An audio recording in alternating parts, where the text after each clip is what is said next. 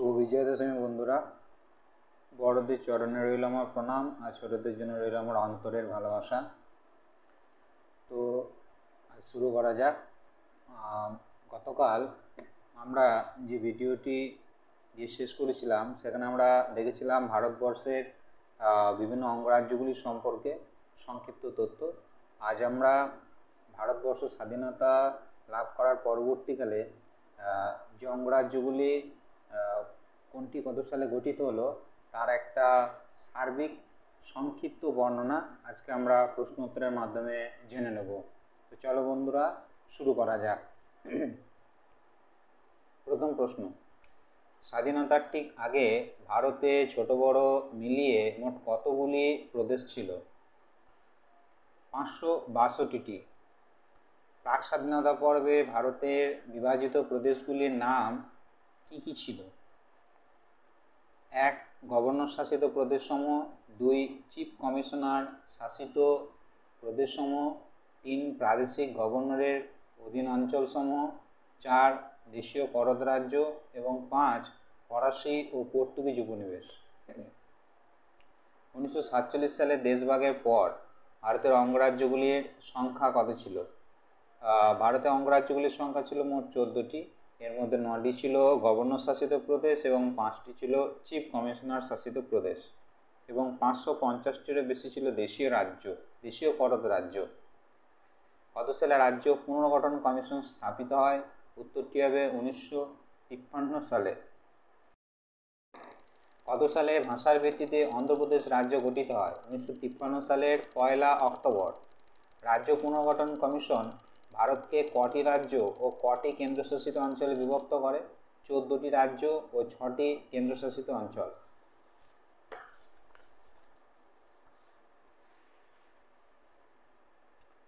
1956 সালে রাজ্য পুনর্গঠনের প্রধান ভিত্তিগুলি কী কী ছিল? ভাষা, সংস্কৃতি, প্রশাসনিক সুবিধা, অর্থনৈতিক উন্নয়ন ও পরিকল্পনা। এর মধ্যে ভাষাই ছিল প্রধান। 1956 সালের পর ভারতের রাজ্য পুনর্গঠনের সংক্ষিপ্ত বর্ণনা। আমরা দেখে নেব এক একটা সাল ধরে ধরে একটা রাজ্য গঠনের ইতিহাস। প্রথম 1956, বিহার থেকে পুরুলিয়া পশ্চিমবঙ্গে যুক্ত হয়। দিল্লি কেন্দ্রশাসিত অঞ্চল হিসেবে আত্মপ্রকাশ করে। 1957 সাল, অসম ভেঙে উত্তর পূর্ব সীমান্ত প্রদেশ নেফা বলা যেতে পারে নর্থ ইস্ট ফ্রন্টিয়ার এজেন্সির জন্ম এবং নাগাল্যান্ড কেন্দ্রশাসিত অঞ্চল হয়। 1959, রাজস্থানের আংশিক মধ্যপ্রদেশের সঙ্গে সংযুক্ত হয়। 1960-এর 1 মে, বোম্বাই ভেঙে মহারাষ্ট্র ও গুজরাট রাজ্যের আত্মপ্রকাশ। 1961, গোয়া, দমনদিউ এবং পুদুচেরি অর্থাৎ পন্ডিচেরি, আগে নাম ছিল পন্ডিচেরি, কেন্দ্রশাসিত অঞ্চলে পরিণত হয়। 1963, নাগাল্যান্ড রাজ্যের মর্যাদা পায়।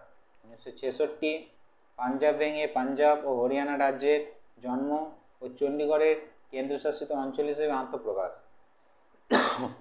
1968, মাদ্রাজ রাজ্যের নাম রাখা হয় তামিলনাড়ু। বিহার ও উত্তরপ্রদেশের সীমানা পরিবর্তন এই সময় সংগঠিত হয়। 1969, আসাম ভেঙে মেঘালয়ের উত্থান।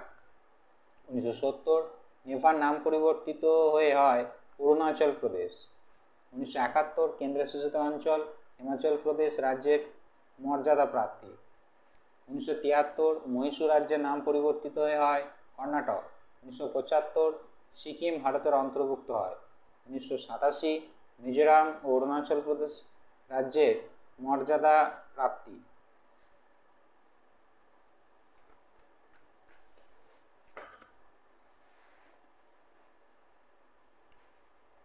1987, কেন্দ্রশাসিত অঞ্চল গোয়া রাজ্যের মর্যাদা প্রাপ্তি। 1993, ভারতের রাজধানী দিল্লিকে জাতীয় রাজধানী অঞ্চল ন্যাশনাল ক্যাপিটাল টেরিটরি-এর মর্যাদা দেওয়া হয়।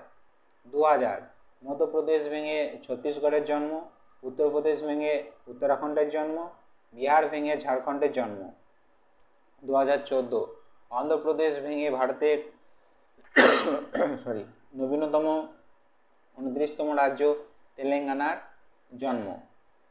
2019, জম্মু কাশ্মীর ভেঙে জম্মু কাশ্মীর এবং লাদাখের জন্ম। 2020, দাদরা ও নগর হাভেলি এবং দমন ও দিউয়ের সংযুক্তিকরণ। এই ছিল আজকের বিষয়। আমরা আলোচনা করব পরের ভিডিওতে ভারতবর্ষের প্রতিবেশী দেশগুলির একটা সংক্ষিপ্ত বর্ণনা। শুভরাত্রি বন্ধুরা।